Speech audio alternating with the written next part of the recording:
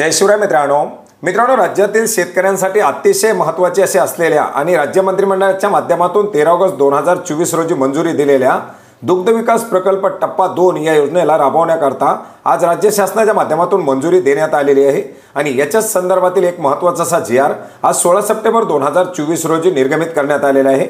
मित्रांनो, या जी.आरच्या माध्यमातून ही योजना कुठे राबवली जाणार आहे, याचे लाभ काय दिले जाणार आहेत, लाभार्थी पात्रतेचे निकष काय असतील, याची निवड कशी केली जाणार आहे, अनुदान किती दिले जाणार आहे, या सर्वांच्या संदर्भातील सविस्तर अशी माहिती जाणून घेण्याचा प्रयत्न करणार आहोत। मित्रांनो, राज्य मंत्रिमंडळाच्या माध्यमातून 13 ऑगस्ट 2024 रोजी राज्यातील विदर्भ आणि मराठवाड्यातील एकूण 19 जिल्ह्यामध्ये दुग्ध विकास प्रकल्प टप्पा 2 राबवण्यासाठी मंजुरी देण्यात आलेली होती। आणि याच्याच अंतर्गत हा आता टप्पा राबवण्यासाठी मंजुरी देण्यात आलेली आहे, ज्याच्या अंतर्गत उच्च दूध उत्पादन क्षमता असलेल्या दुधाळ गाई म्हशींचं शेतकऱ्यांना वाटप केलं जाणार आहे, ज्याच्यासाठी 13,400 गाई म्हशींचं वाटप केलं जाणार असून याच्यामध्ये शेतकऱ्यांना 50% अनुदानावरती या गाई म्हशींचं वाटप केलं जाणार आहे। याच्यानंतर उच्च दूध उत्पादन क्षमता असलेल्या भ्रूणाचं प्रत्यारोपण केलेल्या कालवडींचं शेतकऱ्यांना वाटप केलं जाणार आहे। याच्यामध्ये 1000 लक्षांक निश्चित करण्यात आलेला आहे। याच्यामध्ये लाभार्थी हिस्सा 25% असणार आहे, अर्थात 75% अनुदानावरती या कालवडीचं शेतकऱ्यांना वाटप केलं जाणार आहे। याचप्रमाणे फर्टिलिटी फीडचा पुरवठा केला जाणार आहे, ज्याच्यामध्ये 30,000 मेट्रिक टनाचा पुरवठा केला जाणार आहे 1 लाख गाई म्हशींसाठी। याच्यामध्ये देखील 75% लाभार्थी हिस्सा आणि 25% अनुदान असणार आहे। याचप्रमाणे दुधातील फॅट SNF वर्धक खाद्य असेल, या खाद्याला देखील 75% लाभार्थी हिस्सा आणि 25% अनुदान अशा प्रमाणामध्ये पुरवठा केला जाणार आहे। बहुवर्षीय चारा पिकासाठी 100% अनुदानावरती शेतकऱ्यांना हे अनुदान दिले जाणार आहे। याचप्रमाणे शेतकऱ्यांना कडबाकुट्टीसाठी सुद्धा 50% अनुदान दिलं जाणार आहे। याचप्रमाणे 30% अनुदानावरती मुरघासाचं वाटप देखील शेतकऱ्यांना याच योजनेच्या अंतर्गत केलं जाणार आहे। आणि अशा प्रकारच्या विविध 9 बाबींचा लाभ या योजनेच्या अंतर्गत दिला जाणार आहे, ज्याच्यामध्ये मराठवाडा आणि विदर्भातील एकूण 19 जिल्ह्याची निवड या कार्यक्रमासाठी करण्यात आलेली आहे। मित्रांनो, याच्यामधील पहिला जो टप्पा असणार आहे, पहिली जी योजना असणार आहे ती म्हणजे दुधाळ गाई म्हशीचं वाटप। याच्यामध्ये येत्या 3 वर्षांमध्ये विदर्भ आणि मराठवाड्यातील 19 जिल्ह्यामध्ये 13,400 दुधाळ गाई म्हशींचं वाटप केलं जाणार आहे, ज्याच्यामध्ये एका लाभार्थ्याला प्रकल्पाच्या कालावधीमध्ये प्रतिदिन किमान 8 ते 10 लिटर दूध उत्पादन क्षमता असलेली 1 गाई म्हशीचं वाटप करण्यात येणार आहे। वाटप करण्यात येणाऱ्या दुधाळ जनावराला डिजिटल ट्रॅकिंग कॉलर अर्थात जिओ टॅगिंग करणं बंधनकारक असणार आहे। वाटप केलेली गाई म्हैस 3 वर्षापर्यंत विकता येणार नाही। याचप्रमाणे वाटप केलेली गाई म्हैस ही या ठिकाणी प्रकल्पाकडे तारण ठेवण्यात येणार आहे। वाटप करण्यात येणारे दुधाळ जनावरं खरेदी करताना जनावराचा 3 वर्षासाठी विमा उतरवणं बंधनकारक राहील। विमा उतरवलेले जनावर मृत पावल्यास दुसरे दुधाळ जनावर खरेदी करणं अनिवार्य राहणार आहे। याच्यासाठी लाभार्थ्याला 50,000 रुपयापर्यंतचं अनुदान दिलं जाणार आहे। याच्यामध्ये शेतकरी पशुपालकाच्या मालकीची कमीत कमी 2 दुधाळ जनावरं असतील अशा लाभार्थ्याला एका गाईचं वाटप केलं जाणार आहे। दूध उत्पादकांना मागील वर्षभरात किमान 3 महिने खाजगी सहकारी दूध संकलन केंद्रावरती दूध विक्री केलेली असणं आवश्यक आहे। त्याचप्रमाणे मागील 3 वर्षामध्ये कोणत्याही शासकीय योजनेअंतर्गत पशुपालक किंवा शेतकरी जे असतील यांनी लाभ घेतलेला नसावा। कुटुंबातील केवळ एक व्यक्ती या निवडीसाठी पात्र राहील। एका गावात जास्तीत जास्त 5 लाभार्थ्यांना या ठिकाणी लाभ दिला जाणार आहे।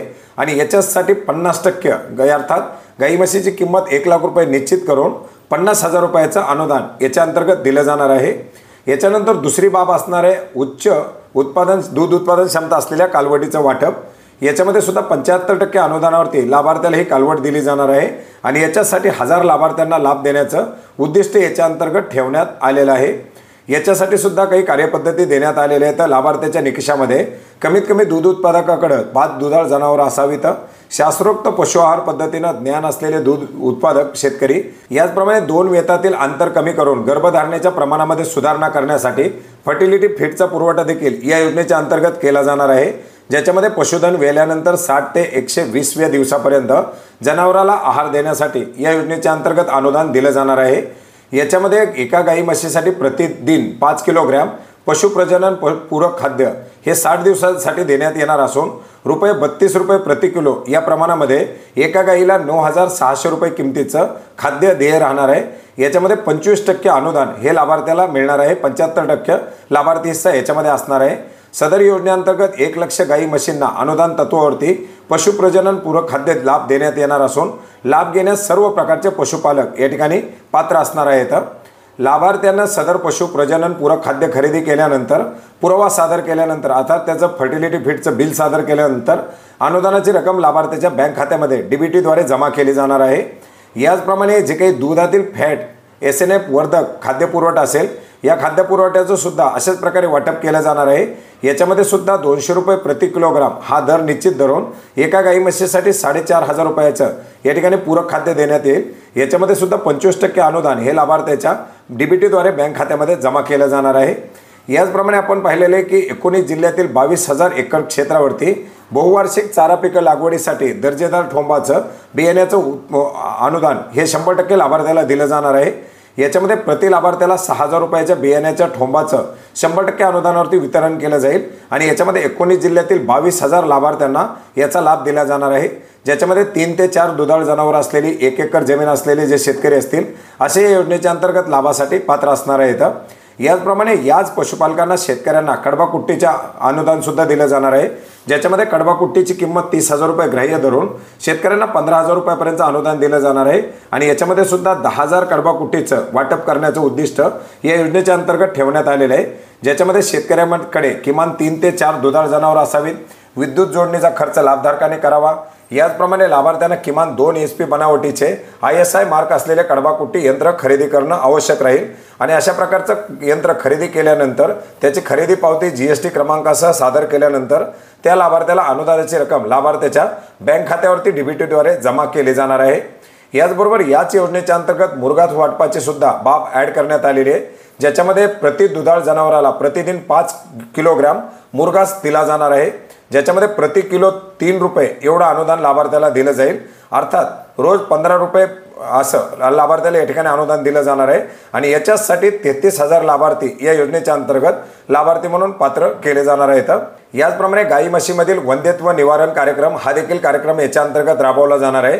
याच्यामध्ये सुद्धा किमान 2 लाख गाई म्हशीवरती संप्रेरकाद्वारे हार्मोनल थेरपीद्वारे पारंपरिक उपचार करण्यात येणार असून या बाबीचा देखील याच्यामध्ये समावेश करण्यात आलेला आहे। याचप्रमाणे आधुनिक पद्धतीनं दुग्ध व्यवसाय करण्यासाठी शेतकऱ्यांना प्रशिक्षण दिलं जाणार आहे। ज्याच्या अंतर्गत या 19 जिल्ह्यामधील 36,000 शेतकऱ्यांना प्रशिक्षण देण्याची बाब याच्या अंतर्गत समाविष्ट करण्यात आलेली आहे। तर मित्रांनो, अशा प्रकारच्या एकूण 9 बाबी या योजनेच्या अंतर्गत समावेश करून ही दुग्ध विकास प्रकल्प टप्पा 2 ही योजना राज्यामध्ये राबवण्यासाठी मंजुरी देण्यात आलेली आहे। मित्रांनो, यापूर्वी सुद्धा आपण पाहिलं होतं की टप्पा 1 च्या अंतर्गत 11 जिल्ह्याचा समावेश करण्यात आलेला होता आणि या योजनेचा वाढता मागणी वाढता प्रतिसाद पाहून राज्य शासनाच्या माध्यमातून पुढील 3 वर्षामध्ये ही योजना राबवण्यासाठी मंजुरी देण्यात आलेली आहे। ज्याच्यामध्ये 328 कोटी 42 लाख रुपयाचा निधी हा राज्य शासनाच्या माध्यमातून तर 179 कोटी 16 लाख रुपयाचा निधी हा शेतकरी यांच्या माध्यमातून या ठिकाणी दिला जाणार आहे आणि अशा प्रकारचे एकूण या निधीसह ही योजना राज्यामध्ये आता राबवण्यासाठी मंजुरी देण्यात आलेली आहे। मित्रांनो, योजनेच्या संदर्भातील हा महत्त्वाचा असा GR आपण maharashtra.gov.in या संकेतस्थळावरती पाहू शकता। याची लिंक आपल्याला व्हिडिओच्या डिस्क्रिप्शन बॉक्समध्ये सुद्धा मिळेल। मित्रांनो, लवकरच याचे अर्ज भरण्यासाठी सुरू होतील आणि याचे अर्ज मागवल्यानंतर याचा अर्ज कसा करायचा, लागणारे कागदपत्र या सर्वांच्या संदर्भातील सविस्तर अशी माहिती सुद्धा आपण आपल्या चॅनलच्या माध्यमातून घेण्याचा प्रयत्न करणार आहोत। भेटूयात नवीन माहितीसह, नवीन अपडेट्ससह। धन्यवाद।